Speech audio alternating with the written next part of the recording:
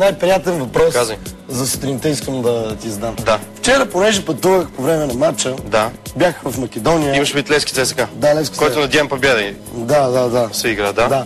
Бяхме в Македония, там много хубаво ни посрещнаха. Направо не е истина. И не можах да разбера как свърши матча, бе.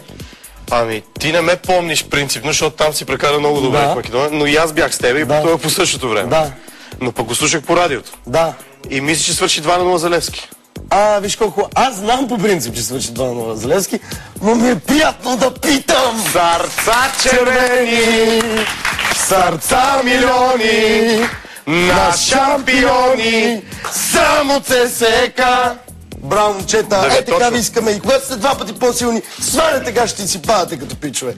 Те също Левски вече им става. Да, предпочитам да питам някой ЦСКА как ти свършил матча, но като няма да питам тебе, разбираш. Да. Аз върша същата работа. Според теб, какво е обяснението, колега, за славната игра на червения тим? Има само 3 възможни обяснения. Казвай. Световната криза, свинския грип, който на тях най-пряко им влияе, разбира се, и остатъчното влияние на Сашо Томов. Може би има нещо такова. Абсолютно си прав. И аз така си мисля, но да не бъркаме в чужди рани.